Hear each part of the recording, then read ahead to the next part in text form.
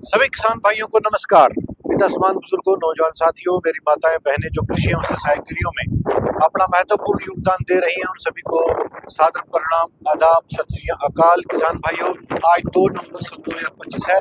मैं गांव में हूं, अपने पैतृक गांव डबरी में हूं और गांव के बिल्कुल बैक साइड, जैसा कि आप वीडियो में दिखा रहे हैं, हम 4 एकड़ बीज उत्पादन कर रहे हैं। एक ऐसी किस्म का जिसने उत्पादन की नई परिभाषा दी किसानों को और किसानों को एक नए आयाम उत्पादन के स्थापित करके दिए हैं, जो कि तोड़ने लगभग नामुमकिन हो गए हैं। मैं बात कर रहा हूं भारतीय गेहूं एवं जौ अनुसंधान संस्थान करनाल के द्वारा सन 2022 में रिलीज DBW 327 4 बैग अपने संस्थान से लिए हुए हैं। उनके साथ हम बीज का उत्पादन कर रहे हैं, जो किसान भाइयों में वितरण के लिए उपलब्ध रहेगा। किसान भाइयों, मैं किसान संस्थान इसकी सिफारिश भारत के उत्तरी पश्चिमी मैदानी एरियो के साथ साथ भारत के उत्तरी पूर्वी मैदानी एरियो में भी करता है। ये कहने का भाव ये है कि भारत के सभी भागों में जहाँ गेहूं की खेती की जाती है, वहाँ सभी जगह पर इसका उत्पादन लिया जा सकता है। पंजाब, हरियाणा, जम्मू के 2 जिले, जम्मू कठुआ, हिमाचल के 2 जिले, पांवटा साहिब, ऊना, पूरा उत्तर प्रदेश और पूरा राजस्थान, जम्मू और उदयपुर और कोटा के डिवीजन को छोड़कर मध्य प्रदेश, इसके साथ बिहार, उड़ीसा, मिजोरम, त्रिपुरा, उड़ीसा, पूर्वोत्तर राज्य जितने भी हैं, वहां पर इसकी बड़े स्थान पर मैदानी एरिया में उत्तराखंड का तराई का एरिया, वहां पर इसकी सिफारिश की जाती है। किसान भाई ध्यान दें, पैकेज ऑफ प्रैक्टिस को ध्यान में रखते इस वैरायटी को बिजाई करते समय आपने 1.25 बैग से 1.5 बैग डाई अमोनिया फास्फेट का देना है। अगर आप NPK 12-32-16 का प्रयोग कर रहे हैं तो आपने 2 बैग लेने अनिवार्य हैं, तभी आपकी जो DAP की जो पूर्ति है वो संभव हो सकती है। किसान भाई ध्यान दें, बीज की बिजाई करते समय आपको बीज का उपचारित होना बहुत अनिवार्य है।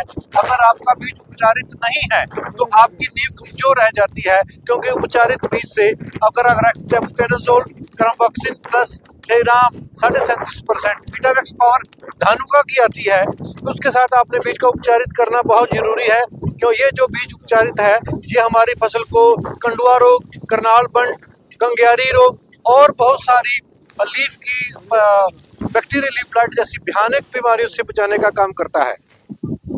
किसान भाई ध्यान दे, ये जो किस्म है इसने 3 साल ये ट्रायलों में रहती है।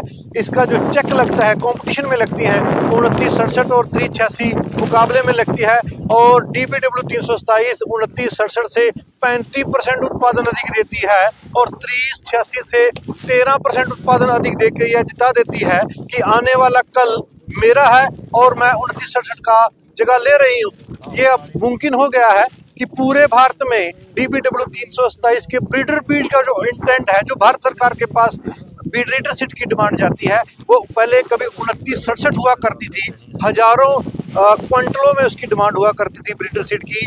लेकिन आज स्थिति पलट गई है, समय बहुत बलवान है, एक साथ नहीं रहता है और DBW 327 उस मुकाम को हासिल करने में कामयाब हुई है। ब्रीडर सीड का सबसे बड़ा इंटेंट पूरे भारत में इस सीड का है, DBW 327 का।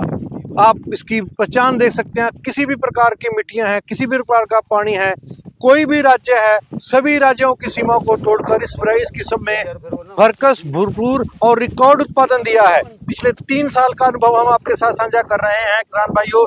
प्रथम वर्ष में इसने हमारे पास 28 किलो की 7.5 एकड़ में इसने हमारे को एवरेज दी थी। उसके बाद द्वितीय वर्ष में इसने हमारे पास 28 क्विंटल और 63 क्विंटल की उत्पादन देकर जिताया कि आने वाला कल DBW 327 का है।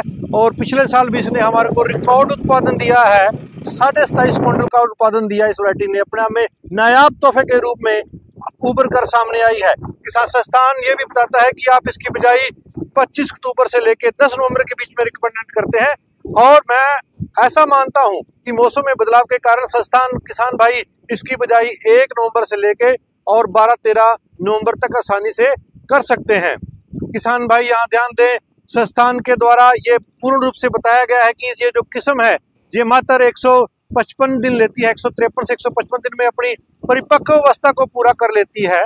और किसान भाइयों, इसकी बालियां निकलने की जो अवधि है वो 98-96 दिन में अपनी बालियां निकालना प्रारंभ कर देती है। कहने का भाव यह है कि लगभग 100 दिन में अपनी बालियां निकालती है। और किसान भाई, उसके पौधे की जो ऊंचाई है, जो पौधे का कद है, वो मात्र 98 से 100 सेंटीमीटर के बीच में दरमियाने कद की ये किस्म है, इसमें गिरावट दर्ज नहीं होती है। इसका दाना बहुत मोटा है, इसमें प्रचुर मात्रा में जिंक, आयरन और प्रोटीन पाया जाता है जो हमारे स्वास्थ्य के लिए लाभप्रद है। किसान भाई यहाँ ध्यान दें कि इसका प्रयोग हम अपनी घर में चपाती बनाने के लिए भी कर सकते हैं। किसान भाइयों, इसकी बाली निकालने की जो होती है वो ये 96 और 100 दिन के बीच में अपना बालियां निकालना प्रारंभ कर देती है। और इसका जो पौधे की कद की बात करते हैं 98 से 100 सेंटीमीटर के बीच में कद है और ये अपनी परिपक्व अवस्था 152 से लेकर 155 दिन में अपनी परिपक्व अवस्था पूर्ण कर लेती है। कहने का भाव यह है कि ये 55 दिन में पक के तैयार हो जाती है। और किसान भाइयों, इसकी महत्वपूर्ण विशेषता जो मैं आपको बता रहा हूँ, उत्पादन की बात कर रहा हूँ जो बहुत ही महत्वपूर्ण है, इसमें पीला रतुआ और भूरे रतुए का प्रकोप नहीं आता है। इसमें लहसुन करने की आपको जरूरत नहीं है। हमने पिछले 3 सालों में इसमें कोई भी वृद्धि निरंतक नहीं दिया है, यानी लहसुन का स्प्रे हमने नहीं किया है। और किसान भाई एक बात को ध्यान रखें, इसका जो उत्पादन है, संस्थान इसका उत्पादन एवरेज उत्पादन 78 क्विंटल प्रति हेक्टेयर के हिसाब से बताता है और अधिकतम उत्पादन 95 क्विंटल प्रति हेक्टेयर के साथ बताता है। और अगर एकड़ की बात करते तो संस्थान इसका उत्पादन 31 क्विंटल औसतन उत्पादन बताता है और अधिकतम उत्पादन 35 क्विंटल प्रति एकड़ बताता है। ये तो कागजों की बात है, लेकिन अब मैं धरातल की बात कर रहा हूँ, किसान की भाषा की बात कर रहा हूँ। इस वैरायटी ने 24 क्विंटल से लेके और 31-32 क्विंटल तक का उत्पादन दिया है। हमारी जो नजरों में है वो 30 क्विंटल इसका उत्पादन किसानों के खेत पर आया है। हमारा जो अपना उत्पादन है वो 28-28.5 क्विंटल के आसपास आया है। ये इसकी खूबसूरती है। बीज उत्पादन कर रहे हैं, बीज किसान भाइयों में वितरण के लिए उपलब्ध रहेगा। इसी के साथ वार्ता को विराम देता हूँ। जय जवान, जय किसान, जय विज्ञान।